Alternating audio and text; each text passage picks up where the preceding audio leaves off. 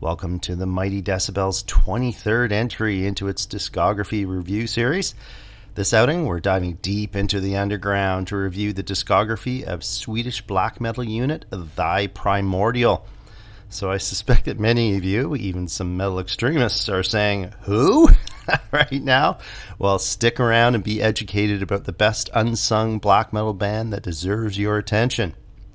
Before we begin, though, some house cleaning. As usual, we'll attack this chronologically, focusing solely on studio albums. No live, EP, or compilation releases will be included, and we'll include some song snippets from each release to show the sound, how it's changed over the years. So while the band was formed in 1994, initially as Primordial, our story doesn't start until 3 years later in 1997 when the band issued its debut album, Where Only the Seasons Mark the Paths of Time. So here we have the guitar tandem of N. Nielsen and M. Anderson, along with bassist J. Albrechtsen and Morth on drums, with Isidore on the mic.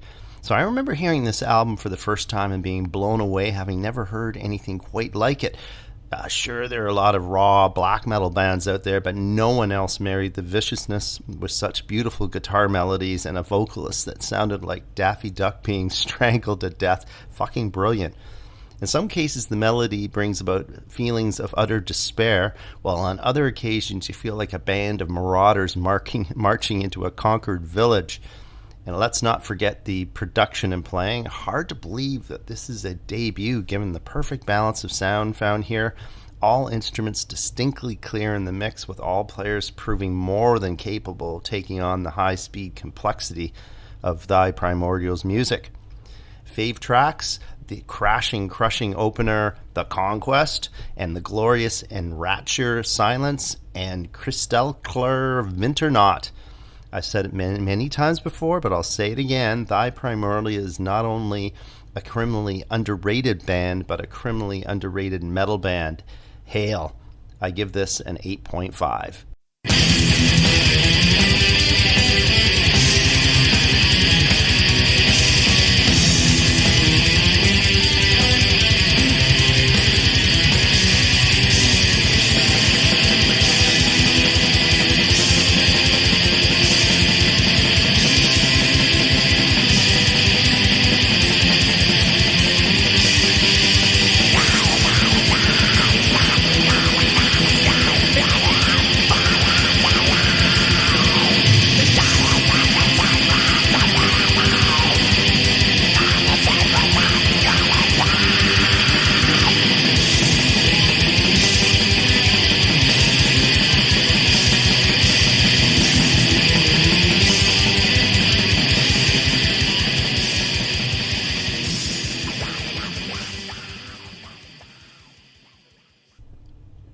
A year later, in 1998, out comes Under Iskal Trollmane.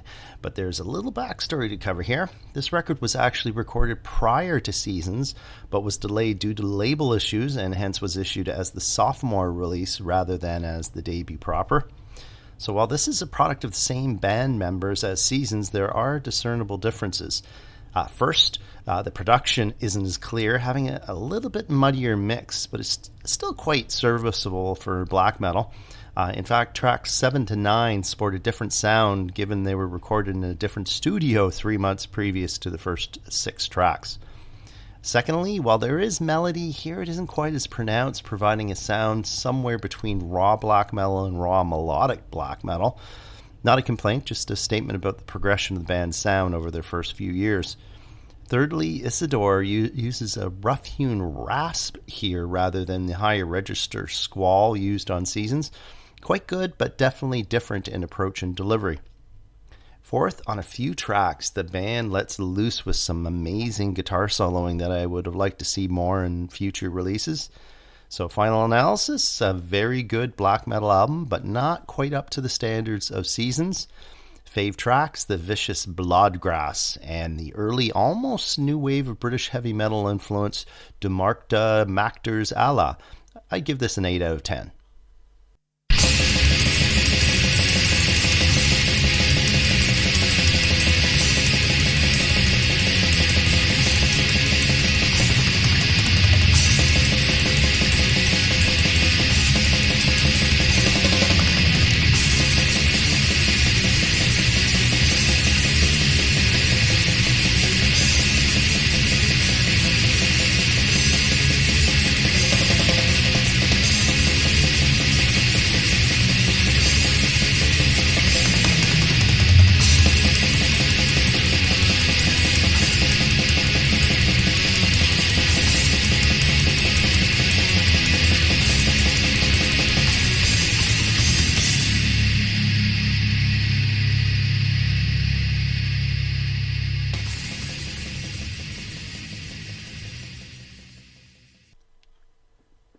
team still intact returned with album number 3 in 1999, At the World of Untrodden Wonder, the true follow-up to the debut Seasons opus. Sounds-wise, this is very close to Seasons as well, all instruments clearly discernible in the maelstrom, Isidore's harsh vocal easily cutting through. However, the overall songwriting has quite impossibly improved into the realms of the sublime. Truly, 7 of the 10 tracks here are amongst the best black metal songs ever produced on this god-hating planet. So stick with me. You've got opener For Fires to Burn, which is announced by a harrowing scream and the band at full speed, seemingly warning that this is going to be one hell of a ride. Once Upon Fortune's Throne follows. I often consider this the greatest black metal song of all time. A slow, mournful riff with exquisite guitar embellishments gives way to a head-ripping midsection before the band returns to the original premise. Just glorious. The title track rides a triumphant riff that immediately gets your chin up and chest sticking out and includes a spoken word switch-up.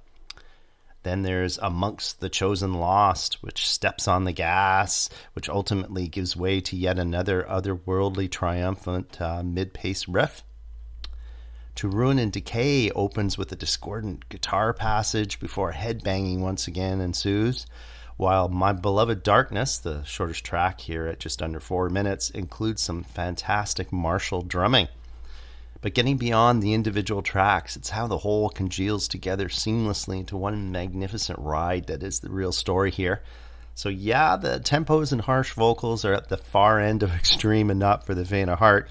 However, for those who've embraced extreme metal and know how to get past the noise to understand and appreciate the beauty and the aggression, At the World of Untrodden Wonder stands as one of extreme metal's best works.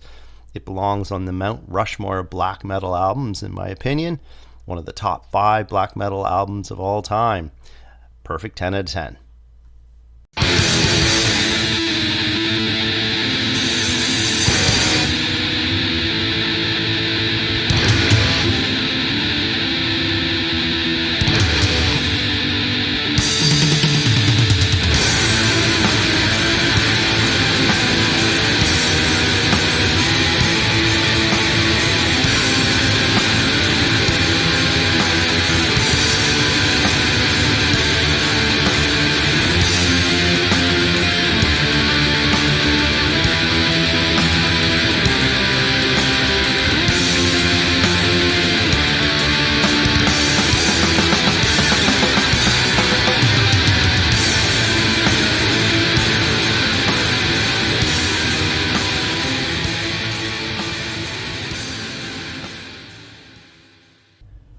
Primordial returned 1 year later in 2000 with The Heresy of an Age of Reason, the band's 4th full-length.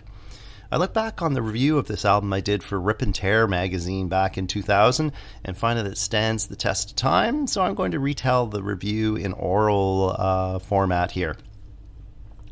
Seasons and Untrodden concentrated on an evil double guitar maelstrom, a bass sound that can be likened to an airplane landing on your head, and Isidore's cackle vocals to create cold masterpieces of hatred. On this latest record, this Swedish mob down-tuned their guitars ever so slightly, and Isidore has turned his vocals into a deeper rasp, almost into growl territory, subtly shifting their sound into heavier, less immediately accessible terrain. That said, as usual, classics abound, with the triumphant title track, Mirror They, and The Dead Live Shining Crown of Light in particular causing the hairs on the back of my neck to stand to attention and my head to bang up and down uncontrollably.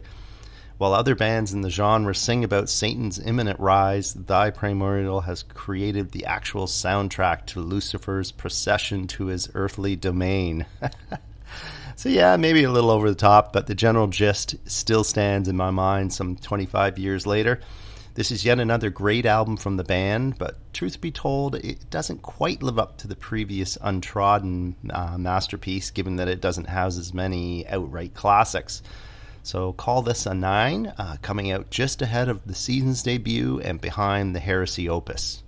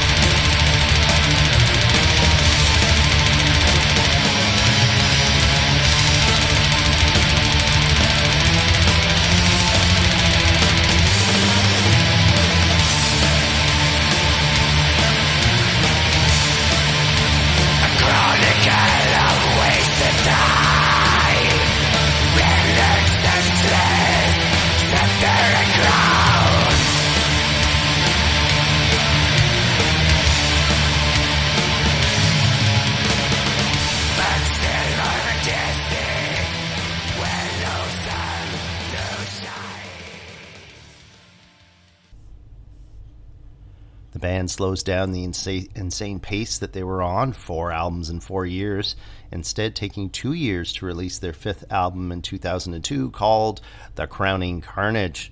For the first time, we have a lineup change as guitarist M. Nielsen has left the fold, leaving the band as a 4-piece with only one guitarist.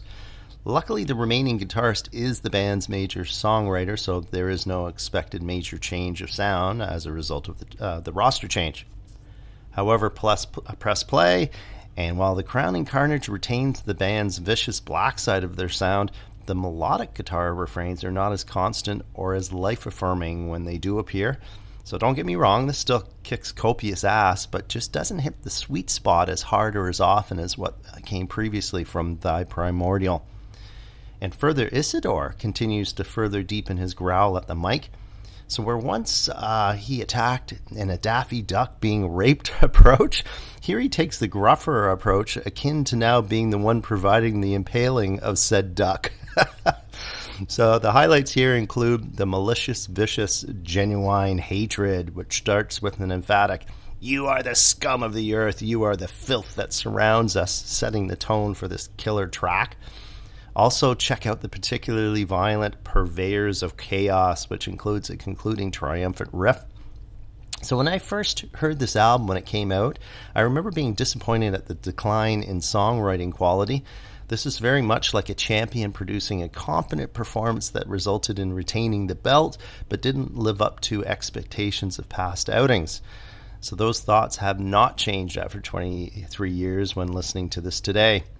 So yeah, The Crowning Carnage is a strong black metal album, but just not a very good Thy Primordial record. I'll give this a 7.5.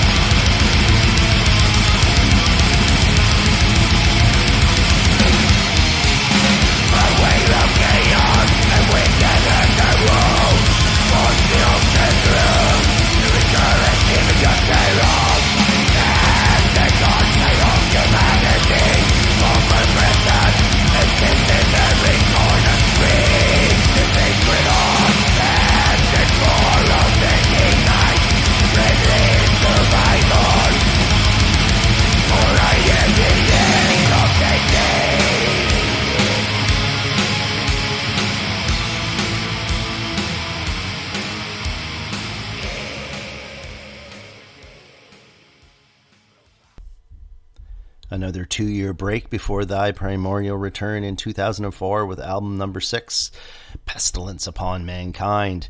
The big news here is the exit of original vocalist Isidore, with N. Holstenson taking over the mic, who brings a more throat-shredding roar to proceedings. So yeah, different but wholly suitable for such a band as Thy Primordial. No complaints there, although I would have preferred to see the original band intact to the end.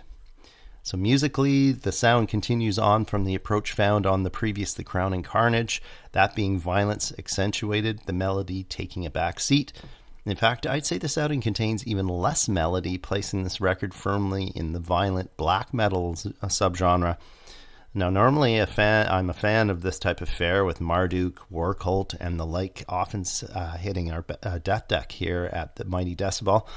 But when I want to listen to Thy Primordial, I want to revel in the mix of violence and melody of their best releases. Hence, I've given Pestilence of Mankind minimal listens over the years. It's just not what I want from the band. The 2 highlighted tracks here are the opening title track and Grinding Black Madness, found late in proceedings. So I give this a 7 out of 10, but to be honest, it quite likely would rate an 8 if it were released by another band. The crown lies heavy, I guess.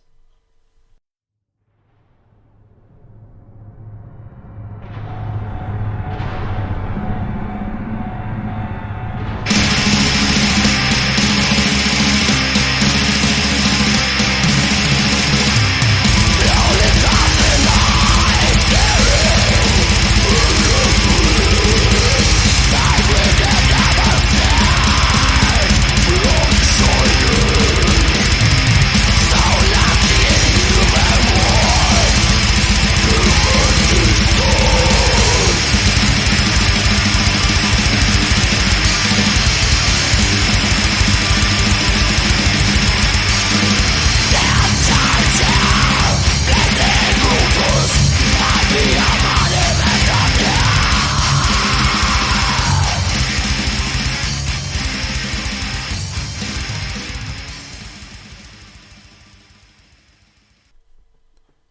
And then there was Darkness, the band never to be heard from again.